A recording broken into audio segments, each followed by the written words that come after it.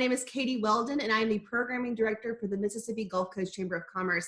And I would like to welcome you to Leveraging LinkedIn with Gamble Communications, Ms. Dominique Becknell and Emily Doucet. Thank you so much for being here this morning. So as I said, I'm with the Mississippi Gulf Coast Chamber of Commerce, and the mission of the Chamber is to connect, inform, advocate, and develop. And saying that, I would like to thank Ms. Adele Lyons, our CEO, for being here this morning. Adele, good morning. Did you want to say a few words? Yeah, just always want to thank our speakers. We appreciate you, Dominique and Emily, for your time and your expertise on this subject matter. Anything we can do to help people sharpen their skills right now. Professional development is always important, but as people do have some downtime and we're looking towards really uncharted waters as we move forward in this world, to have an arsenal of some good tools and tips and skills really can just only help our businesses and our members. So thank you so much for your time. We appreciate it. Looking forward to it. Thank you so much, Adele. Thank you for being here and for your leadership during this time. So after that note, let's talk about a couple of Zoom housekeeping things. So if at any time during the presentations you have questions about LinkedIn or questions for Dominique or Emily, if you hover over your screen, you'll see a little box that says Q&A. Ask any questions you have right there. And at the end of the presentation, I'll be happy to go through those and we'll answer as many as we can in the time allotted. And also on the right side of your screen, or if you don't have it pulled up, there's a chat box. Feel free to talk to us during the entire time. If you have any questions or have any technical issues, shoot us a message, but please be aware that any messages that you do send in the chat is public information and can be downloaded afterwards. So just keep that in mind. And with that, I would like to thank our sponsors for our professional development series, Hancock Whitney, Goodwill of South Mississippi, and Gulf Coast Veterinary Emergency Hospitals. Thank you all so much for your support, and we wouldn't be able to have these programs without you and your membership. So thank you so much for the support. And on that note, I'll turn it over to our panelist, Miss Emily. Oh, Emily, I think you're still on mute. Sorry about that. So good morning, everybody. My name is Emily Doucet. My colleague Dominique and I are pleased to be here this morning to speak with you about the ins and outs of LinkedIn, along with best practices for your personal page and your company page. Dominique and I are both communication strategists at Gamble Communications, a full-service public relations agency headquartered in New Orleans. We specialize in communication strategy, media, community and government relations, issue management or crises communications, special events, social media, marketing, and branding. At Gamble, we pride ourselves on our ability to forge relationships with clients, complementary industries, nonprofits, and businesses through traditional media, social media, networking, and grassroots initiatives. Now, I'll hand it over to Dominique to just touch on, what is LinkedIn, a general overview. All right.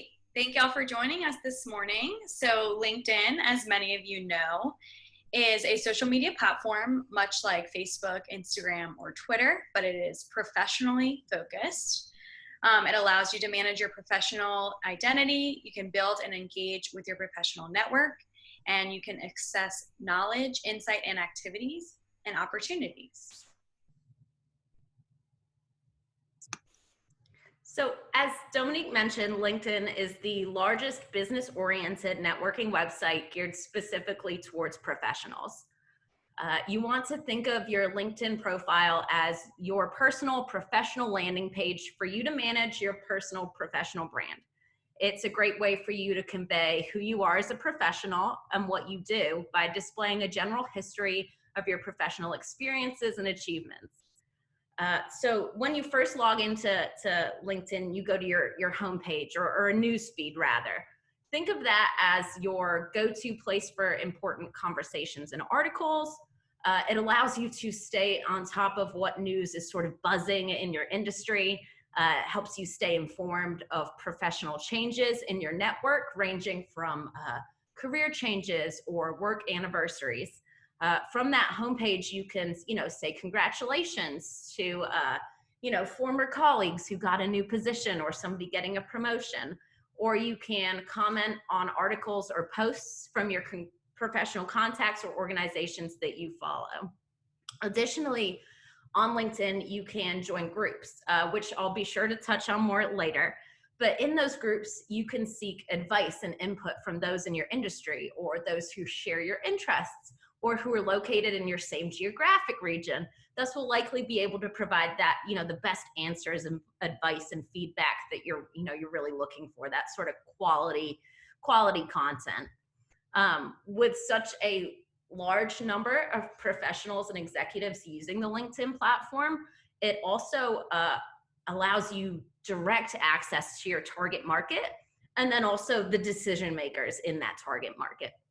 LinkedIn affords you the ability to find and connect and then build relationships with your prospects. Additionally, for job opportunities on LinkedIn, the platform gives you the ability to showcase your expertise, recommendations, and connections. Not only is your profile the first professional impression of you when recruiters or potential employees use LinkedIn to search for candidates, but it also demonstrates credibility in your industry and highlights your achievements as a professional. Additionally, you can utilize the platform to search for positions you would like on the jobs page, save jobs, track opportunities, but Dominique will touch on that a little bit more later. And just if you needed any more convincing on why LinkedIn, the platform boasts over 690 million members in over 200 countries and territories. So now Dominique will share some tips for a polished profile. All right, so you want to think of your LinkedIn as your online resume. So you want to complete every section of your profile and make sure that there are no blank, spaces or obvious gaps. And the good thing is that LinkedIn does a great job of kind of prompting you and walking you through each section of your profile, saying, oh, Emily, you could add a little bit more to your about section, or, have you had any recent skills that you want to add to your profile? So they're very good about kind of prompting you to fill in the information. The first section we're going to talk about is the introduction section. So this is the first thing that people see when they view your profile. As Emily said, it's the first professional impression people have of you. So that's going to have your name, your profile photo, which you want to make sure is a professional headshot, not a selfie. You want it taken on a solid background, from the chest up. You want to make sure you're looking your best. You want to make sure it's not a picture that you've cropped someone else out of. So make sure your profile photo is in tip-top shape. You'll also have a background photo that you want to make sure is professional as well. And this is similar to the Facebook cover photo. So you'll see that at the top of your profile. The introduction section will also feature a headline, your current position, education, location, and contact info. You can kind of choose to add as much or as little contact info if you want to put your email address, your professional email address, your phone number. You can do that. Or if you want people to just be able to contact you through LinkedIn InMail, you can have that set up as well.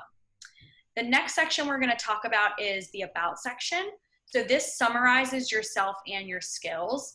You'll want to use first person in the About section and think of it kind of as your personal elevator pitch. You want to talk about what you do and why you're good at it in this section, and make sure that it has a strong opening line so that it grabs people's attention.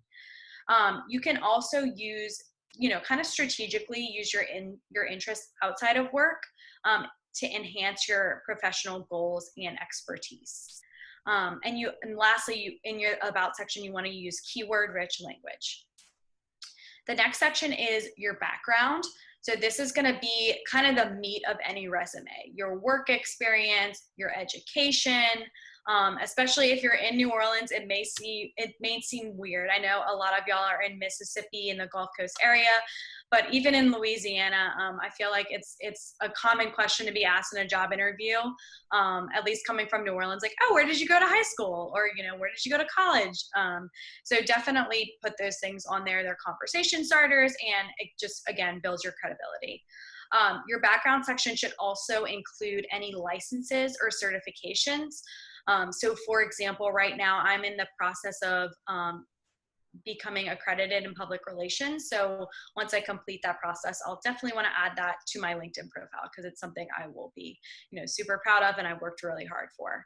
And lastly, your background should Also, outline any volunteer experience. Community involvement is hugely important to a lot of businesses. They want to see that you're around, a well-rounded individual. People hiring want to see that you have interests outside of work as well. So you can include any volunteer experience in the background section as well. Skills and endorsements are the next section we're going to talk about. So you just want to make sure that your skills are up to date, and they really just help other people understand your strengths and match you with the right opportunities if you are seeking a job. You can add up to 50 skills, and just so y'all know, the skills with the most endorsements are featured first at the top of your list. So these skills can range from anything. It depends on your industry. So, everything will be applicable to your industry. So for mine, Emily mentioned it may be social media, it may be media relations, event planning, that kind of thing. Depending on your industry, it could be data analysis, and you can also include skills like Microsoft Word or Microsoft Excel in there as well. So just, you want to tailor that to whatever you're best at. And then accomplishments, you can list here courses, honors and awards, organizations, and languages. If you are bilingual, great thing, great asset to have. And you should definitely feature that on your profile, as many people that are hiring, view that as a great qualification. And your accomplishments are basically the proof of your skills. Additional information is in this section, you can feature companies that you follow, causes you support, and groups that you're involved in on LinkedIn, which Emily's going to go into a little bit more later. And you can also request recommendations in that section as well. And then lastly, we have supported languages. So if you are a company that does business with different countries, or you work with people in multiple languages, the supported languages section allows you to add any of the sections we've already discussed in another language to make it easier for people to find you that way. And just a little tip, if y'all are so inspired after our webinar today that you want to, go to your LinkedIn and do a complete overhaul and polish it up, which we totally recommend, you just want to make sure that you're not bombarding your connections with all of these updates. So you don't want everyone seeing on their newsfeed like, Emily updated her about section, Emily got a new job, Emily did this. So just make sure to go, you can go to your LinkedIn privacy and settings page, and that can be found by clicking your profile photo in the top right-hand corner. And then you navigate to turn on/off your activity broadcast underneath the privacy controls. So that'll allow you to kind of turn off everyone seeing you making all the updates, and then you can turn it back on when you're finished, and you'll have your profile up to date and looking great. So I'm going to turn it back to Emily, and she's going to talk a little bit about, since, a lot of y'all have local businesses in the Gulf Coast area, the differences between having a personal page on LinkedIn and then having a business page on LinkedIn. Great. So as Dominique mentioned, LinkedIn is divided into two categories. So you've got your members and your organizations. LinkedIn pages or business pages represent collective organizations, your company, your organization, while profiles or personal pages represent individuals such as yourself. That's your personal page with your photograph. Both play important roles in the engagements and interactions that take place on the platform each day. So as an individual, you'll want to position yourself as a thought leader in your field or industry. When deciding what to post, really ask yourself what does your audience want to see, or what would they find valuable from you? You can share information that is relevant to your industry, any original content, blog posts or articles that you have authored, or you can share an article from someone else and add your own commentary at the top. Posts highlighting industry trends or new research generally perform very well. Even better if you have a corresponding infographic to go along with it. So it's important to remember when posting on LinkedIn that while it is a social media platform, this is a professional social media platform. Unlike Facebook or Instagram, on LinkedIn, it is imperative that your posts are in line with your professional brand and with your organization. This is not the platform for pictures of your birthday celebration. It's not where you share the news that you got engaged or your thoughts on a specific politician or political party. This just isn't the place to do it. Additionally, best practice, you keep religious commentary or thoughts off of this platform as well. A general rule of thumb to keep in mind, and just to remember before you post anything, always ask yourself, is this career or industry related? And if it's not, then it's just not appropriate for LinkedIn and you don't need to be posting it. So business pages, so your company page, these were developed to give your company a home base on LinkedIn. And this is where someone will search your company. They, come looking for, what your company offers, what services do you provide? Where are you located? How many employees? So this allows you to reach your audience and people who care or are interested in your organization. You should post things like company updates to keep your audience in the loop, sharing important news about your organization, new products, or new services that you're offering. Then, like other social media platforms, you can use LinkedIn to promote your company events. You can share event details and registration information. Any updates to the time change, you can share that too.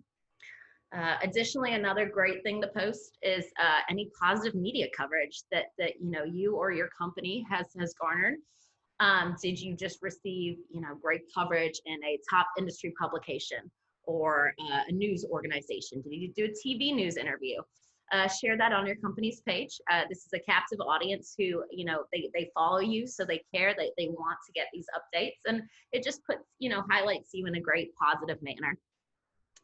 Additionally, employee spotlights are great because, generally people buy from people. They do business with people, not companies. You can humanize your brand and give your audience the opportunity to sort of take a sneak peek in your company culture. By nature, people are always curious to put a face to a company or a face to an email address. So by doing those employee spotlights, it gives you an opportunity to do so.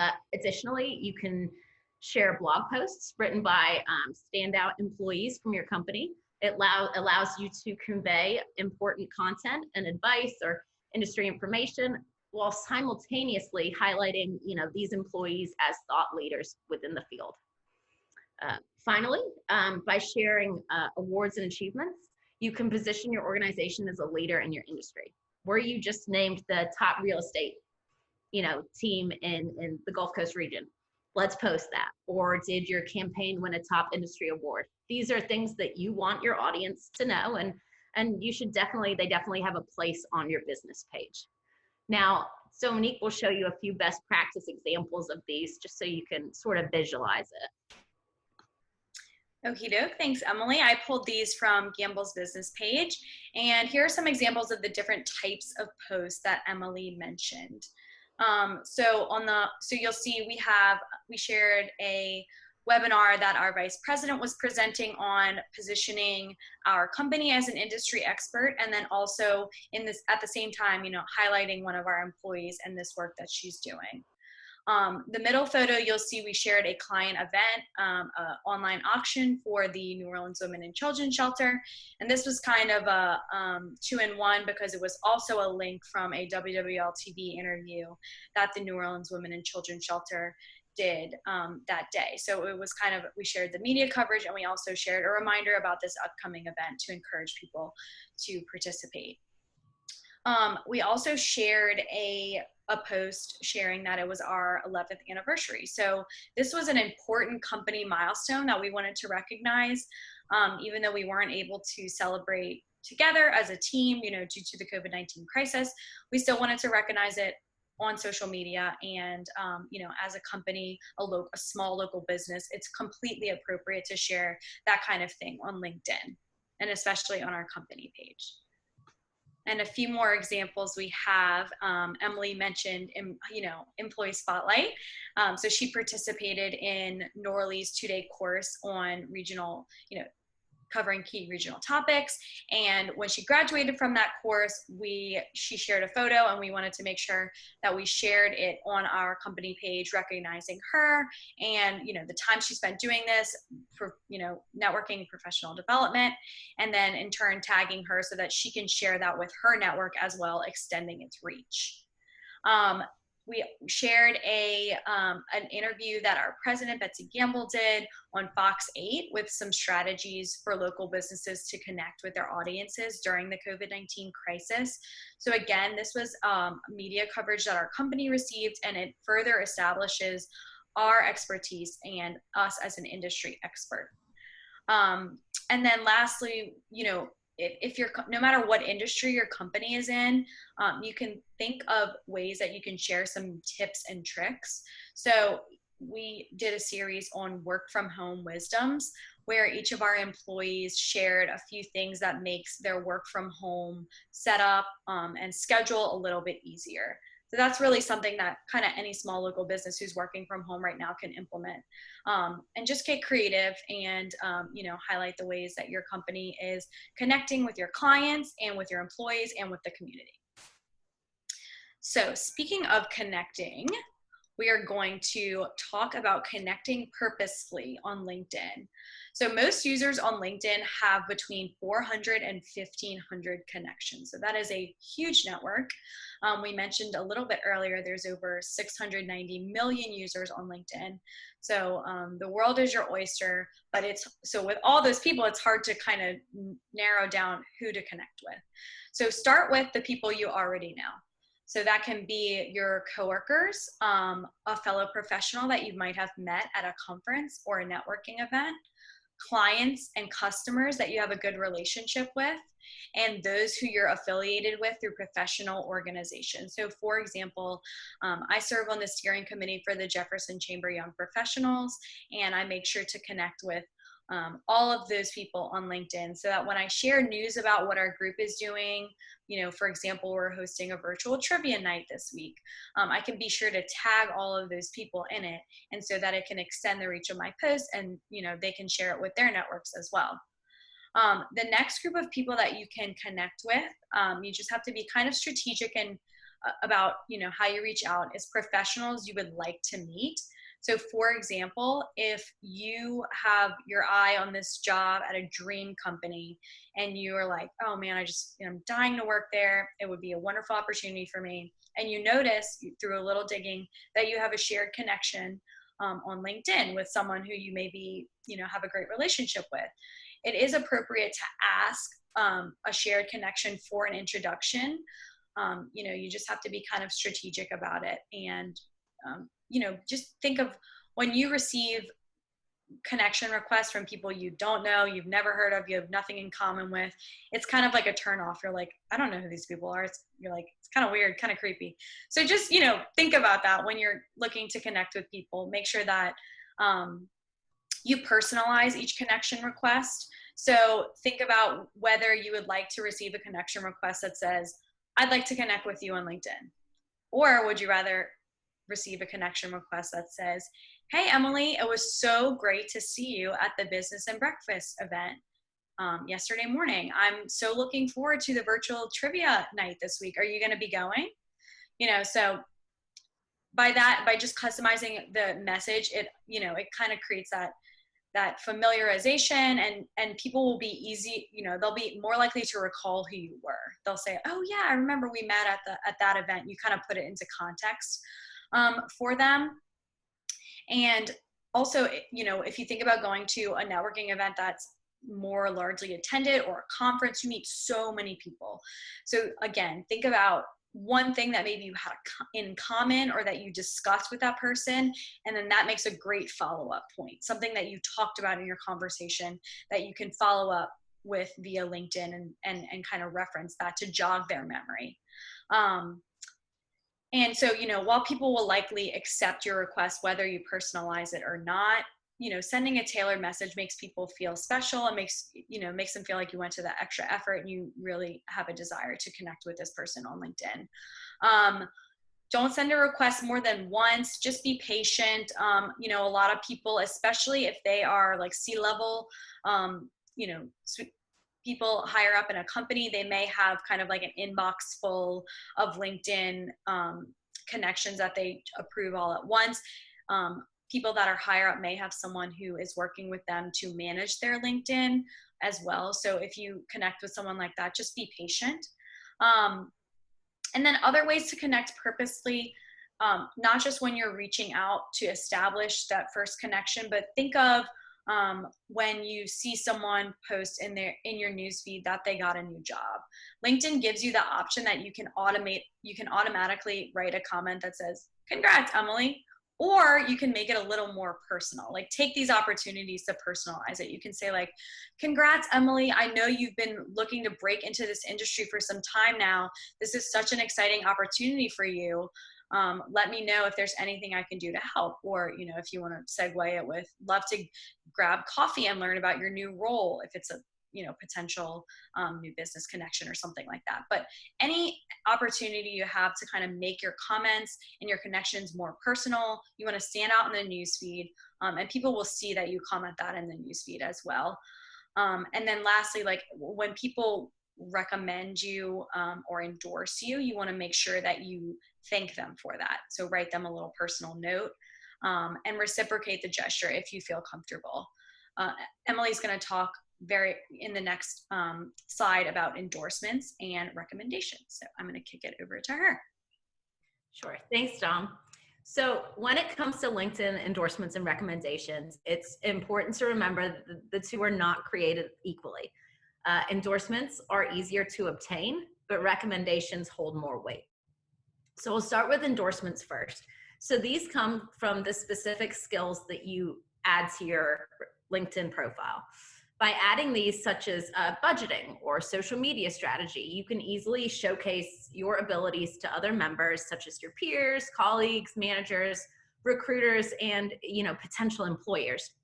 You can add a maximum of 50 skills to your profile, and there's sort of a simple and effective way to sort of flesh out your professional brand and help you engage with your network.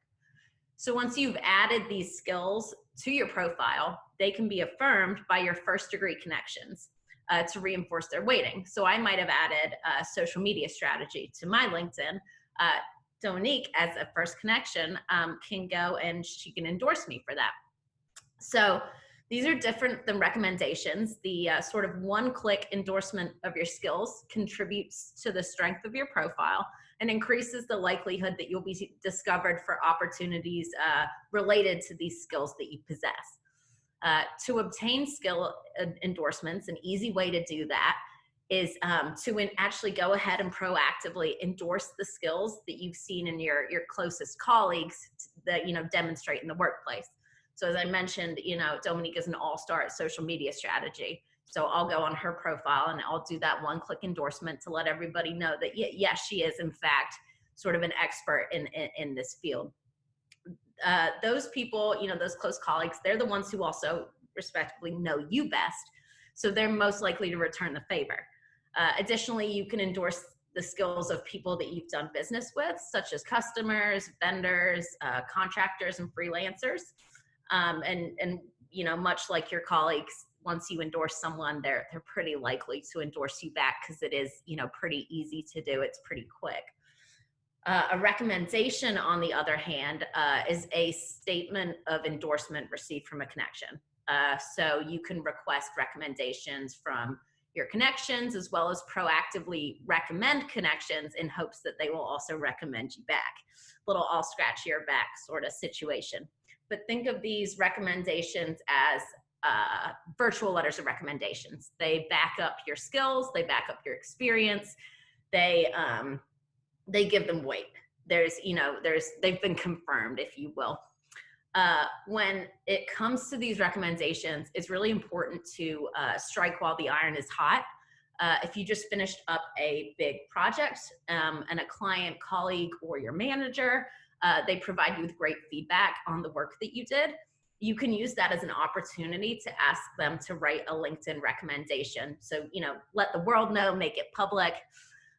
You can request these recommendations through the LinkedIn platform, although you do not have to. So if you're more comfortable requesting that in a face-to-face conversation or through email, then that's definitely, you can go about doing it, that way as well. So now that we touched on that, I'm going to hand it over to Dominique, and she's going to talk a little bit about how you can utilize LinkedIn for hiring and job seeking. So it obviously goes both ways, and very useful for both. Thanks, Emily. So first, we'll talk a little bit about hiring. So if you're a company that is looking to hire a new employee, the first step is you need to have your company page set up if you don't already have one. So we kind of talked about that. You can formally post your job for a fee on LinkedIn, or you can advertise it informally via a post that has a link to like a third-party site. So for example, here in New Orleans, we use worknola.com a lot to post jobs when we're looking for a new member of our team. So Gamble can go on LinkedIn and share the job posting on worknola.com on LinkedIn, and when people will click it, it'll direct them to the third-party site.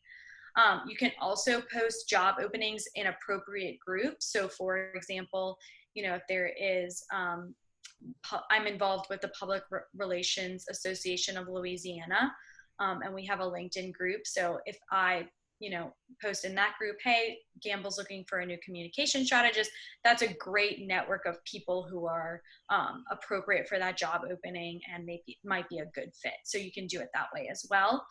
LinkedIn is a great way to screen and verify candidates. Oftentimes, if a potential new hire has a really robust profile, you can find out a lot about that person, and sometimes even more than from his or her resume, because you can, like Emily said, you can view those endorsements and recommendations, and kind of see what other people have to say about working with them. You can also see education, prior work experience, their interests, which also, that might be a part that's not usually included on a typical resume, and then their participation in groups. And it'll also tell you just how connected an individual is. So how large their network is. You can tell that by looking on LinkedIn. So that's definitely something, if you're hiring, a great way to kind of learn more about a candidate before they come into your office is to take a look at their LinkedIn profile. You can search for potential new hires on LinkedIn in advance of their interview. And InMail is a tool that you can use to personally reach out to candidates. So you can private message on LinkedIn and invite people to apply for a job, or you can communicate about a potential opportunity directly with that person via InMail. And then talking about job seeking. So you can find job postings. If you navigate to the top of your LinkedIn, you'll see a little briefcase icon. And then you can, through the job, through that portal, you can search by title, skill, company, and location. And you can also set job alerts. So if you're really on the hunt, this is a great tool that you can use, and you can manually set up these alerts based on your desired position or company even. And a lot of times LinkedIn will also send you job recommendations based on your profile, your interests, and your activity. And you can customize that, whether you want to receive those daily if you're aggressively looking, or weekly if you are content, but always want to keep an eye on what's out there. And then you can also let recruiters know that you are looking on LinkedIn. In your job preferences section of your profile, you can let recruiters know the job title, location, and type that you're interested in. So whether you're interested in a full-time job or a part-time job. And then also in the interest section of your profile, which we talked about earlier, you can select looking for job opportunities, and that is like a public way that'll show that you're in the market and you're available.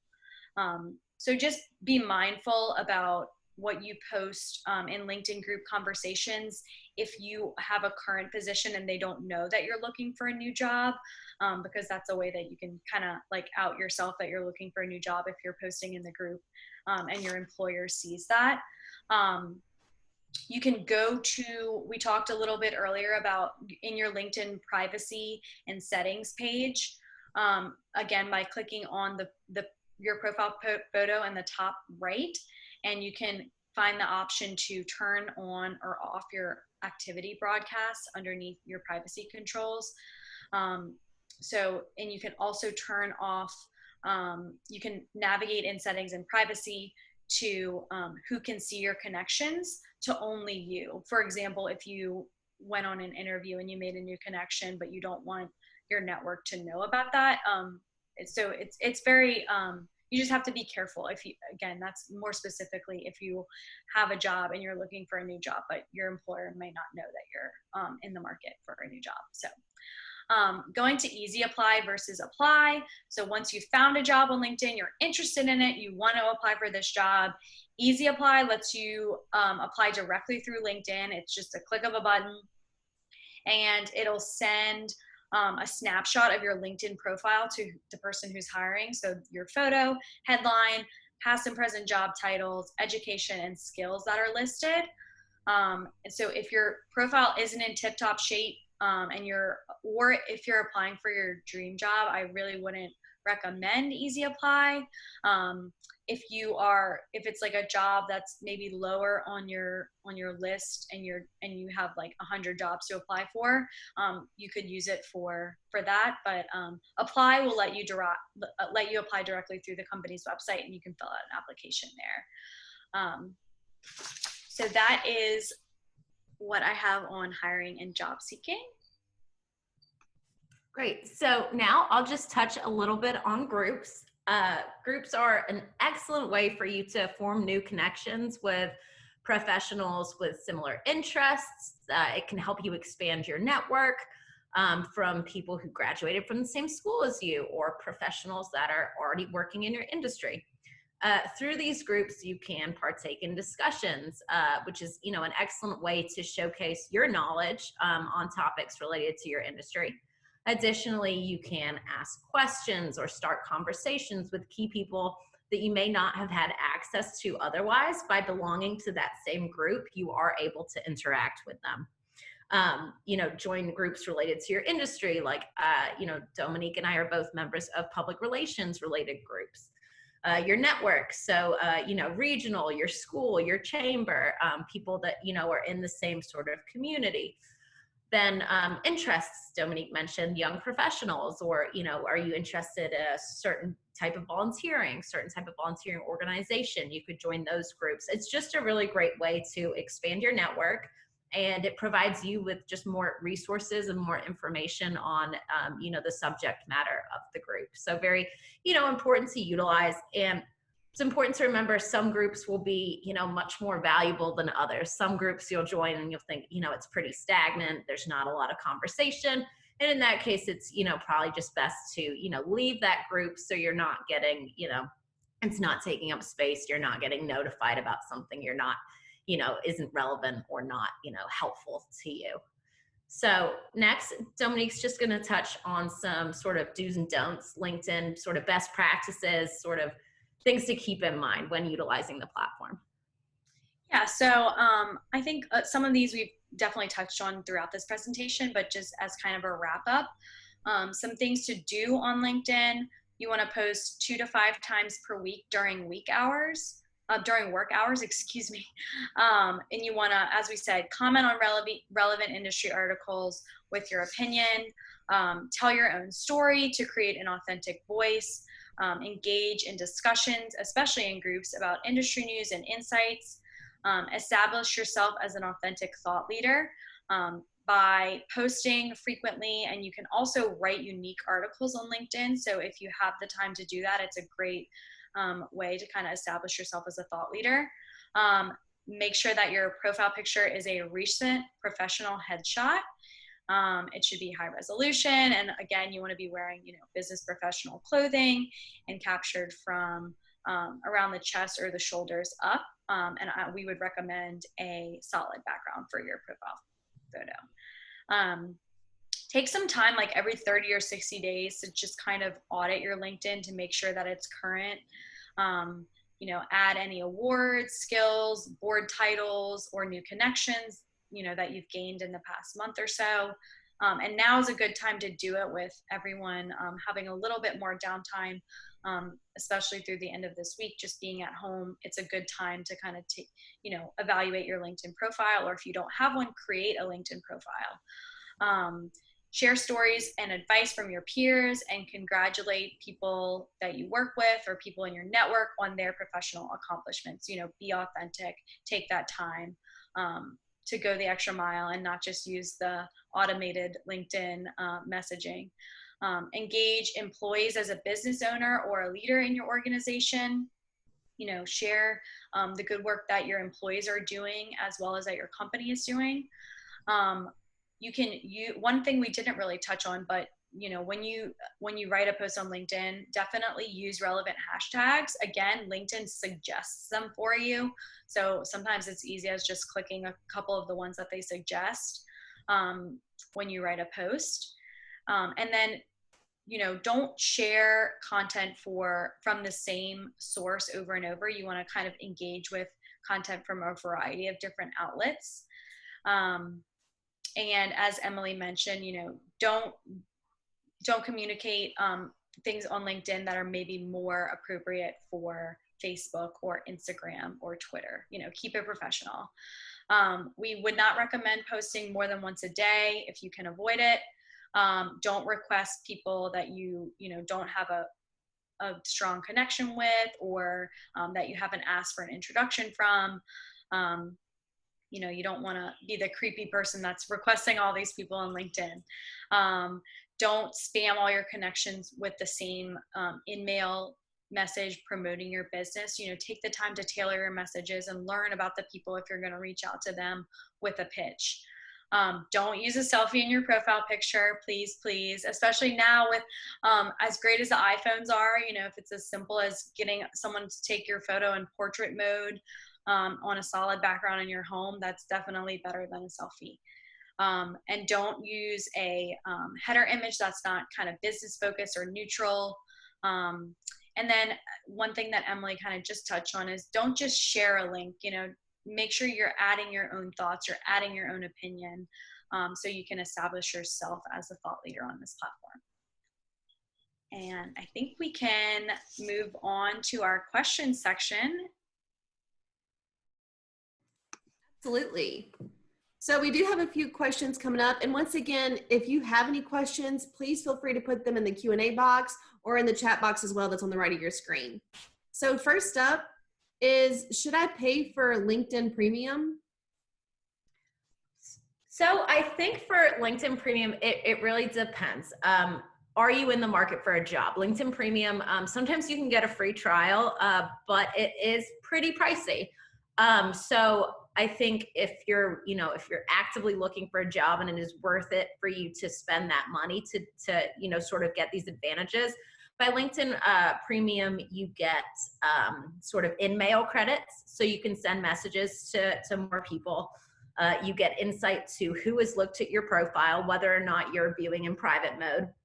And additionally, it gives you more insight to these jobs that you are applying. So ultimately, I think my recommendation, if you're not in the market for a new job, you probably don't need to. But if you are in the market, it is something worth considering.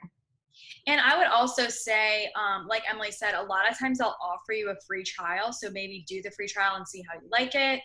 And make sure before you are spending money to upgrade to LinkedIn Premium that you're just taking time to make sure your profile is, as good as it can be. That's great advice. The next one is, can you touch on how an organization should differentiate their content between Facebook and LinkedIn?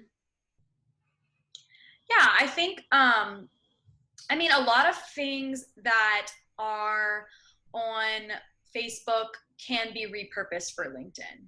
I think the tone on LinkedIn should maybe just be more professional versus Facebook. You may share. So for example, I'll give you all an example. You know how we did our work from home tips that we shared on LinkedIn? So we thought for Gamble that was totally appropriate for LinkedIn. Each member of our staff shared something that made them more productive. So it was focused on that, like professional productivity. This is how we work. We're adjusting to this new situation. we did a similar series on Instagram and Facebook, but instead of work from home tip, or I think we shared the work from home tips on Facebook as well, but we also did like, what was everyone's favorite quarantine snack that day, or what was something that that brought you joy during this kind of crazy time, and people would share a picture of their pet or a picture of a bouquet of flowers they got delivered. So see how like that content, the second content is more kind of Facebook, Instagram appropriate, and the work from, but you know, that being said, the work from home tips can, I think, with the right context, can be shared on Facebook and LinkedIn. You just want to make sure your tone is professional and business focused, and kind of solution oriented on LinkedIn. Absolutely. It's about knowing your audience, especially in those aspects too. Next question is, how frequently do you recommend posting content on personal and company pages? And I know, Dominique, you just touched on this, but can you review one more time? Yeah, I would not recommend more than once a day. And then just kind of industry best practice is 2 to 5 times per week and during during work hours, excuse me. I'm going to start saying week hours too after this. Oh no, I did it again. Okay, and what's the biggest mistake that people make on LinkedIn? I think the biggest mistake that people make on LinkedIn, and we've touched on it a couple times, but it is sharing content that is just not LinkedIn appropriate. Your dog is adorable. He doesn't belong on LinkedIn, or sharing posts that are controversial, or talking or responding to comments in a manner that is not becoming of you as a professional, and doesn't, represent your company well, or represent you as a professional well. So I think it's when people sort of forget that this is a professional platform, and it's when you see those sort of posts, or sort of like, and you're like, oh, it's a little cringe, like maybe that shouldn't have, that doesn't belong there. So as Dom said, you keep that to Facebook. So I think that's the other one. And then another thing that we touched on is going in and spamming people, either with connections for people you don't know, or, posts that are just so salesy. It's just in bad form. It doesn't, get received well. So I think those are just some general mistakes that, unfortunately we do see people making. And Absolutely. I think I wrote a blog one time for Gamble that was about LinkedIn, and it said, the title of it was LinkedIn, the stepchild of social media. Because I think that kind of one of the biggest mistakes people make a lot of times is people don't put any effort, or they kind of put LinkedIn on the back burner, which I know everyone is so busy, but when you're thinking of your career and your professional network, I think LinkedIn makes it very user friendly. They make it easy for you to go in and update your profile, and most of the time you're already doing the things that you would share, and it's just a matter of taking the time to share them. So like everyone that is on this webinar today, you could go on your LinkedIn and say, got some great networking tips from the Mississippi Gulf Coast Chamber of Commerce and Gamble Communications on how to best use LinkedIn. And, again, that shows that you are investing in yourself, you're investing in your business, and you are, taking these opportunities for networking and professional development. So a lot of the times I think people are already doing this stuff. You're already getting the awards. You're already doing great work. Your employees are doing great things. Your company's celebrating milestones.